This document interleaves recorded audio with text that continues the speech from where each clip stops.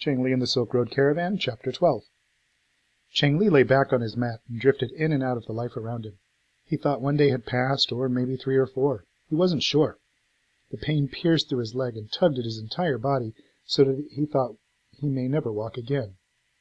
The men ignored him, but the mother brought him food and changed the bandage over his wound, placing fresh onion slices on it to keep the angry demons away. She seemed as tall and strong as the men in the family, but it was her hair that fascinated Chengli. It hung to her waist in 6 or 7 long braids, but it never seemed to get in her way as she worked. Chengli liked her gentle smile, and she smiled often. Her clear brown eyes had a soft look that invited Chengli to talk. What a pleasure that would be, but without words he could only return the smile. She talked constantly, as if somehow Chengli would understand. "Mother has decided, and no one can argue," said Aga one morning. "You are guest until leg has healed." "And then?" asked Chengli, sitting up on his mat. "Then family decide what to do." Aga shrugged. "Do? You don't have to do anything," Chengli said in surprise.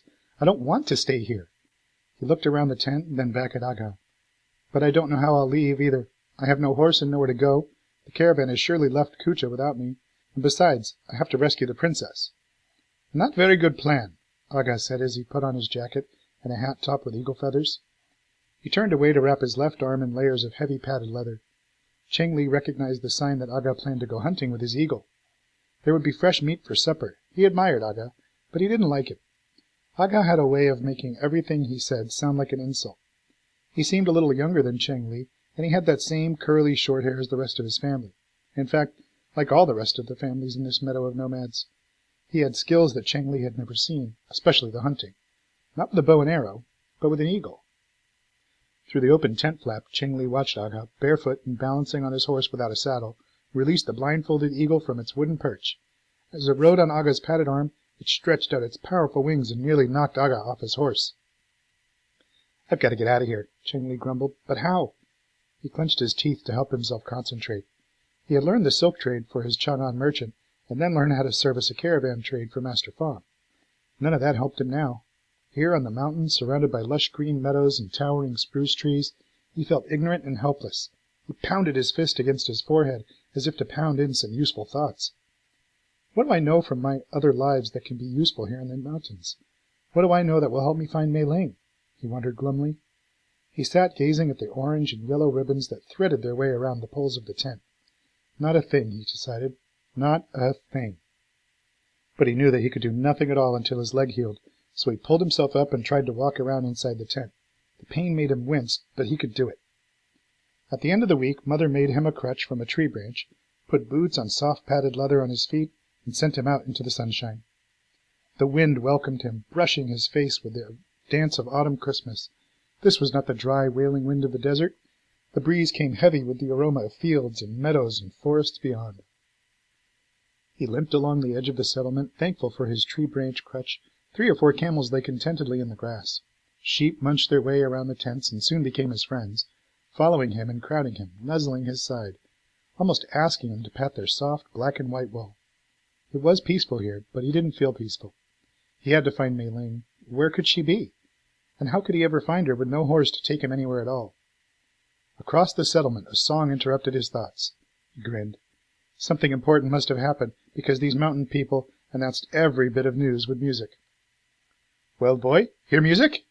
The old grandfather, Whitebeard, he must have had a name, but he was called Whitebeard by everyone to acknowledge that he had lived long and grown wise, appeared out of the forest with a load of wood balanced on his shoulders. He walked slowly, his long robe of green and tan stripes flopping gently against his legs, and his feet protected by thick padded boots. "Greetings, grandfather. Yes, I hear it," Chengli answered. "Do you know what has happened?" "Hojanius, our eldest son," Whitebeard said, "home from Kucha."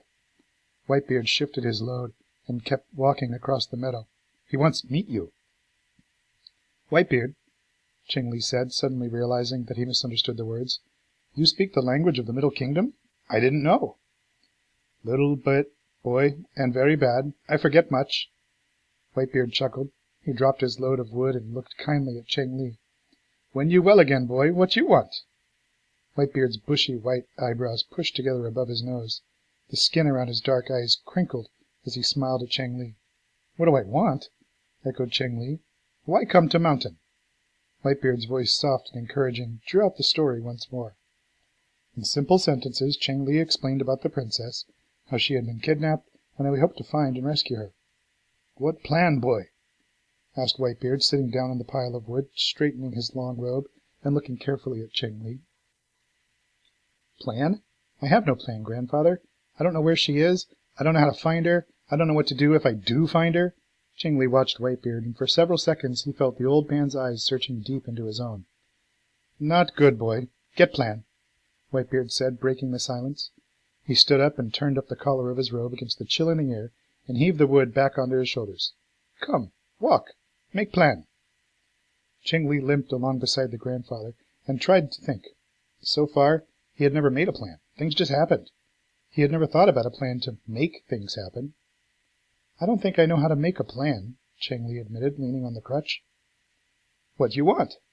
The princess. Why? Because I'm the one who came up with such great ideas to change your life. Chengli's thoughts began to tumble out. He forgot to keep the words simple so that Whitebeard could understand. They were just ideas, those things we talked about, like how she could run away and join the singers down in Kucha. But ideas turn into wishes, and the spirits heard the wishes and made them happen. Now her life has changed, and it's all my fault. So, he turned and looked at Whitebeard, I'm the one who should find her. A shout caused Chengli to turn. Across the meadow bounded Hogenius, swatting at the sheep that blocked his way. Hogenius, welcome, Whitebeard called. Come, tell news from the desert. Hogenius ran up, tall and strong, with the same curly hair as his young brother, Aga, but with eyes that sparkled with gentle friendship. Chengli liked him immediately. I've been away, he said, looking at Chengli in the crutch, but I know all about you. I go to Kucha often to trade furs for food. Hogenius lifted Chengli right off the ground and spun him around in a dizzying circle. You're awfully young to be the cause of all the talk. Down on the ground again, Chengli steadied himself with his crutch. What do you mean, all the talk? He asked. It's quite the news down in the bazaar, Hogenius said, clapping Chengli on the shoulder. What a story! The best we've heard in years. You're famous, boy. How an imperial royal princess and a lowly caravan boy both disappeared on the same night.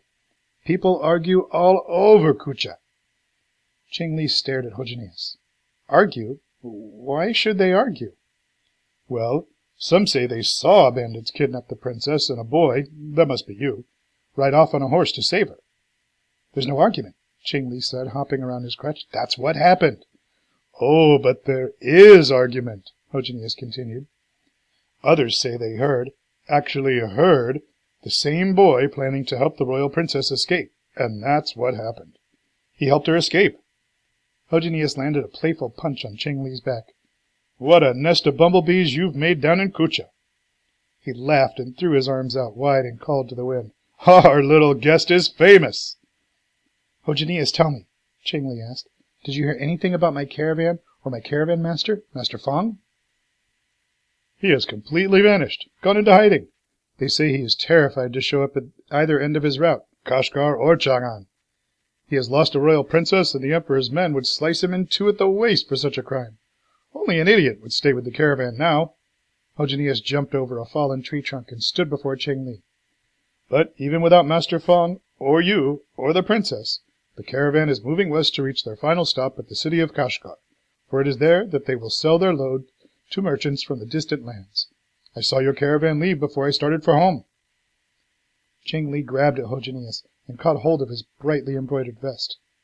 Now you see, he said, his voice strong and pleading, I must find Mei Ling and take her back.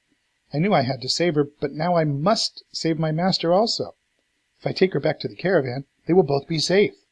He stopped and looked from Whitebeard to Hogenius. I must go, now. Hogenius rubbed his hands through his hair and turned to grandfather. With your permission, I will go and pass the word around this village so that anyone who travels will keep asking, and we will wait for news of your princess. News spreads slowly across these high mountains, he said, but it does spread. People travel back and forth, following their sheep, trading their wares, visiting relatives, and always sharing the latest news. And indeed, before another week had ended, a stranger rode into the valley, reined his horse to a stop in front of Whitebeard's yurt, and burst into a song. I have news, bad news. Good, your princess we have seen. bad. She is a prisoner of Hazza the bandit. Heading west, farther west, not north, not south, always west. Come on, boy. Your leg is almost completely healed. Get rid of your crutch, and let's go get your princess, yelled Hogenius. I'll go with you. We'll take 2 horses. One for me, one for you. We'll go to my uncle's village and wait there for more news. I'll give you to my cousins, and they will take you farther on your journey. He turned, but yelled over his shoulder, Get your things. Let's go.